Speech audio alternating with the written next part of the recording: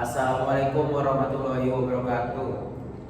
Perkenalkan, kami dari kelompok 7 akan mempresentasikan hasil paper kami dengan judul Perbandingan kinerja dan kualitas pelayanan pengiriman barang antara PT Pos Indonesia dan Layan Parcel. Sebelum itu, kami akan memperkenalkan diri terlebih dahulu. Perkenalkan, nama saya Raihan Pradita Putra dengan NIM 23101078.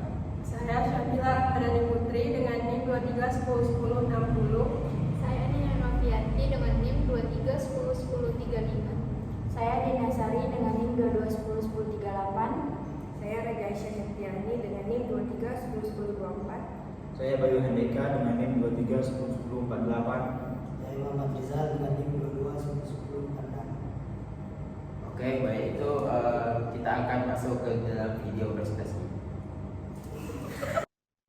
Perkenalkan, nama saya Syabila Rahmadani Putri dengan NIM 23101060. Di sini saya akan menjelaskan latar belakang dari paper kami. Nah, perkembangan teknologi informasi dan meningkatnya aktivitas e-commerce membuat kebutuhan masyarakat terhadap jasa pengiriman barang semakin tinggi. Masyarakat saat ini menginginkan layanan yang cepat, mudah diakses, aman, dan berkualitas.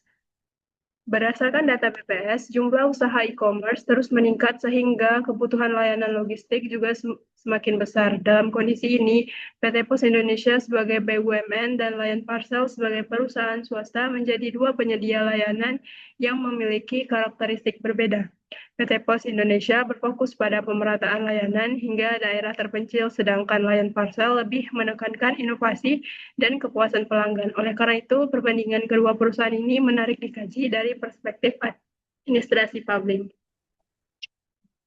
Perkenalkan, nama saya Nina Novianti dengan NIM 23101035. Adapun rumusan masalah dari paper ini adalah bagaimana perbandingan kinerja dan kualitas pelayanan pengiriman barang antara PT Pos Indonesia dan Lion Parcel. Nah, selanjutnya akan dilanjutkan oleh Rehan. Oke, Assalamualaikum warahmatullahi wabarakatuh. Perkenalkan, nama saya Rehan Pradita Putra dengan NIM 23101078. Nah, teman-teman, pada kesempatan kali ini saya akan menjelaskan beberapa teori yang kami gunakan dalam pembuatan paper ini. Pertama, ada teori kinerja organisasi oleh Agus Dwianto tahun 2008. Kinerja organisasi menurut Agus Dwianto merupakan gambaran mengenai tingkat keberhasilan organisasi dalam mencapai tujuan yang telah ditetapkan. Kinerja organisasi menjadi penting karena rendahnya kinerja dapat menyebabkan organisasi mengalami berbagai masalah dalam pelayanan publik. Nah, menurut Agus Dwianto ada beberapa indikator dalam mengolah kinerja organisasi. Yang pertama ada produktivitas, responsibilitas, dan akuntabilitas. Nah, yang pertama ada produktivitas. Produktivitas merupakan kemampuan organisasi dalam mengambil alih pelayanan secara efektif dan efisien. Produktivitas tidak hanya berkaitan dengan perbandingan antara input dan output, tapi juga berkaitan dengan kemampuan organisasi dalam mencapai hasil pelayanan yang diharapkan masyarakat. Yang kedua ada responsibilitas. Responsibilitas merupakan kemampuan organisasi dalam mengambil dan merespon kebutuhan masyarakat melalui pelayanan yang diberikan. Organisasi yang memiliki responsibility tinggi menyesuaikan pelayanan dengan kebutuhan pelanggan secara cepat dan menangani keluhan masyarakat. Dan meneliti responsibilitas dapat dilihat dari kecepatan perusahaan memberikan informasi dalam menangani komplain pelanggan. Yang ketiga, responsibilitas. Responsibilitas berkaitan dengan pelayanan yang dilakukan sesuai dengan aturan, prosedur yang berlaku. Organisasi memiliki responsibilitas baik berjalan dengan pelayanan sesuai standar operasional, sehingga pelayanan dapat berjalan dengan baik dan terarah. Dan yang terakhir adalah akuntabilitas. Akuntabilitas merupakan bentuk pertanggungjawaban organisasi kepada masyarakat atas pelayanan yang diberikan. Akuntabilitas dapat dilihat dari keterbukaan informasi, pelayanan, kejelasan proses pengiriman barang, serta tanggung jawab perusahaan terhadap keamanan barang dan pelanggan. Nah, kedua, kami menggunakan teori kualitas pelayanan. Teori kualitas pelayanan ini kami menggunakan teori SERQUEL. digunakan dalam proses paper ini untuk menganalisis dan membandingkan kualitas pelayanan yang diberikan oleh PT Pos Indonesia dan Lion Parcel.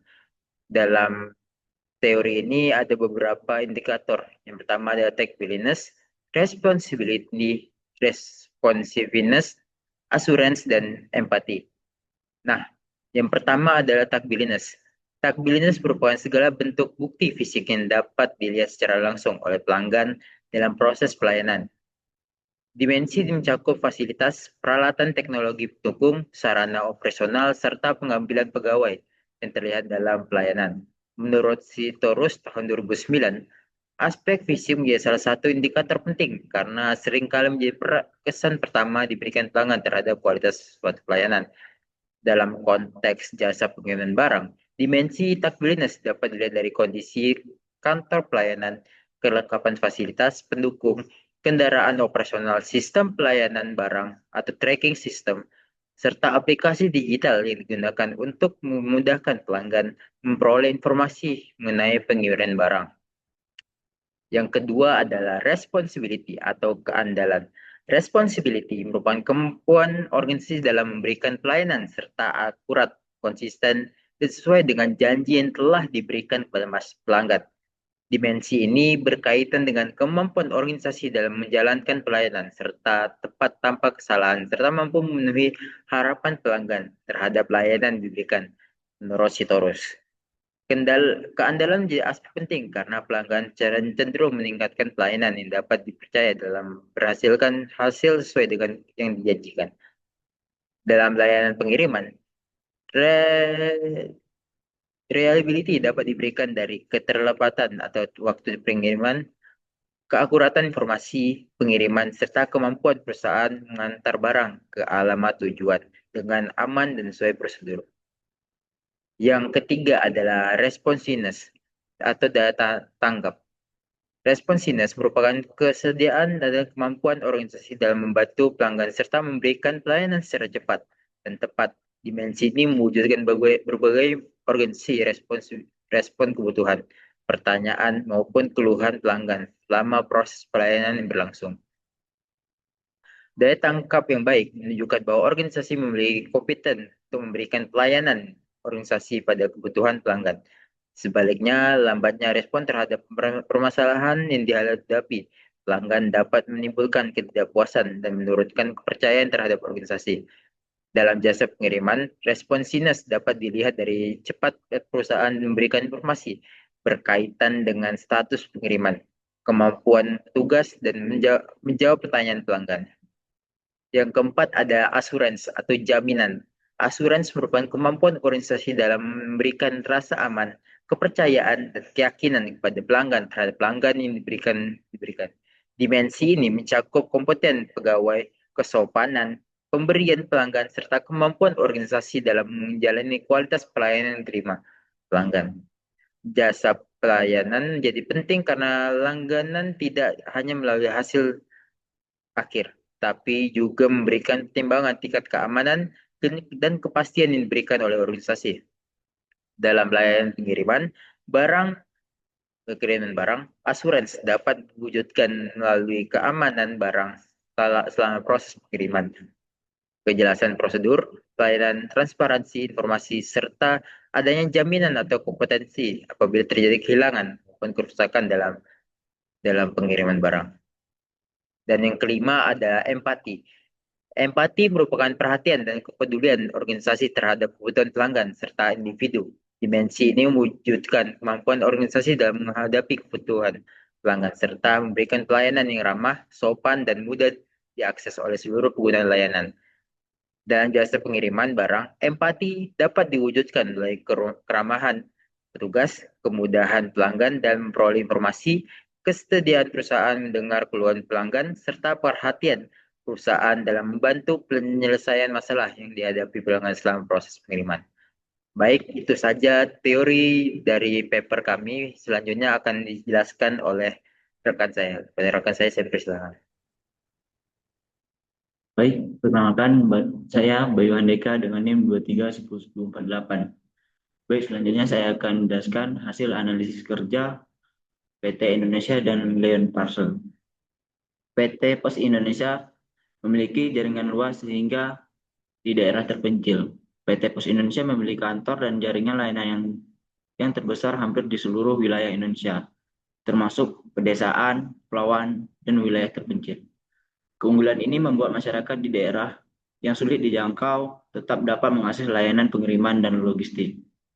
Selanjutnya itu ada produktivitas tinggi dari sisi cakupan layanan. Produktivitas PT Pos terlihat dari kemampuan melayani banyak wilayah dan berbagai jenis layanan seperti pengiriman surat, paket, layanan keuangan, hingga logistik. Cakupan yang luas menunjukkan bahwa PT Pos mampu menjangkau lebih banyak pelanggan dibandingkan banyak perusahaan ekspedisi lainnya. Selanjutnya, layanan parcel. Dan parcel lebih adaptif terhadap teknologi. Dan parcel lebih cepat mengadopsi teknologi digital seperti pelacakan paket secara relatif, aplikasi mobile, dan sistem pelayanan berbasis teknologi. Hal ini mampu meningkatkan efisiensi operasional dan kemudahan bagi pelanggan. Selanjutnya, respon pelanggan lebih cepat dan fleksibel. Dan parcel cenderung lebih cepat dalam menanggapi keluhan, pertanyaan, maupun kebutuhan pelanggan. Fleksibilitas pelayanan membuat perusahaan dapat menyesuaikan diri dengan perubahan kebutuhan pasar yang dinamis. Dari analisis tersebut, PT Pos Indonesia unggul dalam jangkauan layanan dan kemampuan menjangkau seluruh wilayah Indonesia. Sedangkan layanan parcel unggul dalam inovasi teknologi dan kualitas pelayanan. Baik, itu saja. Selanjutnya akan disampaikan oleh rekan kami.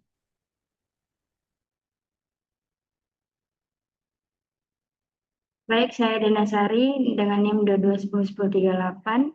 Sini saya akan menjelaskan tentang analisis perbandingan kinerja PT Pos Indonesia dan Lion Parcel. Yang pertama itu ada produktivitas. PT Pos Indonesia unggul dalam jangkauan layanan yang luas, sedangkan Lion Parcel lebih unggul dalam efisiensi dan pemanfaatan teknologi. Yang kedua, responsivitas. Lion Parcel lebih cepat dan fleksibel dalam merespon kebutuhan pelanggan, sementara PT Pos Indonesia masih menghadapi kendala karena luasnya wilayah layanan. Yang ketiga, akuntabilitas. Kedua perusahaan memiliki sistem pelacakan dan pengaduan, namun PT Pos Indonesia memiliki tanggung jawab yang lebih besar sebagai BUMN. Yang keempat, kelebihan PT Pos Indonesia memiliki jaringan layanan yang luas dan mampu menjangkau hampir seluruh wilayah Indonesia. Kesimpulannya, PT Pos Indonesia unggul dalam cakupan layanan, sedangkan Lion Parcel unggul dalam kecepatan, fleksibilitas, dan penggunaan teknologi. Selanjutnya akan dijelaskan oleh Rizal. Baik, perkenalkan, nama saya Muhammad Rizal dengan NIM 221046. Baik, di sini saya akan menjelaskan sedikit mengenai perbandingan singkat antara PT Pos Indonesia dan Lion Parcel.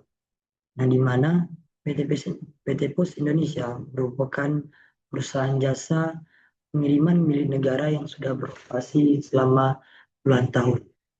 Nah, PT Pos Indonesia ini memiliki kelebihan di sini yang dapat saya sampaikan, yaitu ada dua.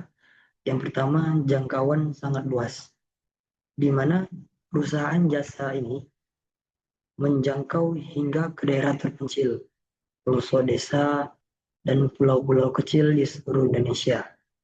Bahkan tempat yang sulit diakses layanan lainnya.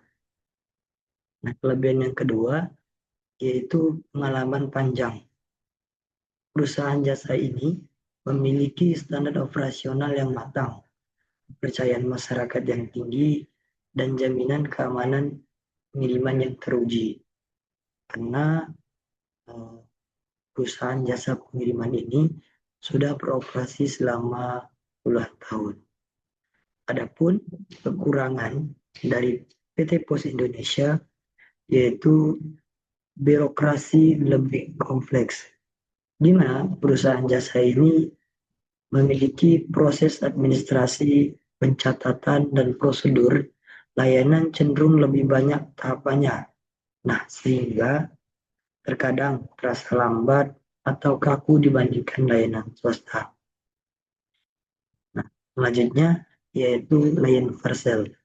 Lion Parcel merupakan perusahaan jasa pengiriman swasta yang berdiri lebih baru, tergabung dalam kompleks atau kelompok usaha layan air.